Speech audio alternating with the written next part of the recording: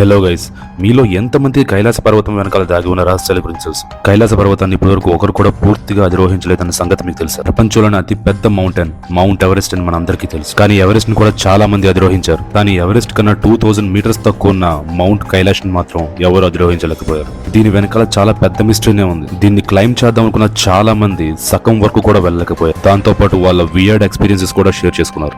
వాళ్ళు ఎక్కుతున్నప్పుడు కాలం చాలా ఫాస్ట్ గా అయిపోతుందని, గోర్లు జుట్టు చాలా ఫాస్ట్ గా గ్రో అవుతున్నాయని, వయసు అయిపోతున్నట్టు ముఖం మీద ముడతలు కూడా వచ్చేస్తున్నాయని, ఇలా చాలా వియర్డ్ ఎక్స్పీరియన్స్ షేర్ చేసుకున్నారు. ఇదే కాదన్నట్టు చైనా దీని మీద రీసెర్చ్ కూడా చేసింది. ఒక హెలికాప్టర్ ను కూడా పైకి పంపిద్దామని ట్రై చేసింది. కానీ పైకి వెళ్తున్న కొద్దీ క్లైమేట్ సడన్ గా చేంజ్ అయిపోయి హెలికాప్టర్ ని కంట్రోల్ చేయలేకపోయి వెనక్కి వచ్చేయడం జరిగింది. మరి అంత శక్తివంతంగా కైలాస పర్వతం మీద ఏముందంటారా? హిందూ ధర్మం ప్రకారం యావత్ ప్రపంచం నమ్మేది ఏంటంటే కైలాస పర్వతం మీద స్వయంగా పరమేశ్వరుడే ఉంటాడని అందరూ నమ్ముతారు. దాంతో పాటు కైలాస పర్వతాన్ని ఎత్తి కూడా రక్షిస్తూ ఉంటుందని అందరూ నమ్ముతారు. మరి ఎత్తి ఎవరు అనుకుంటున్నారా?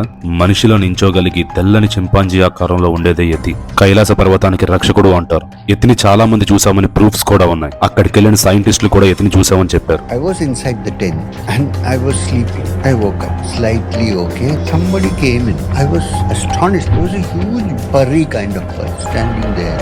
It was an yeti. ఇలాంటి చాలా నిజాలు ఆ శంకరుడు నివసించే కైలాస పర్వతానికి ముడిపడి ఉన్నాయి. ఇందులో మీకు తెలిసిందేంటి? కింద కామెంట్స్ చేయండి. అండ్ అలాగే వెళ్తూ సబ్స్క్రైబ్ చేసుకోవడం మాత్రం మర్చిపోకండి.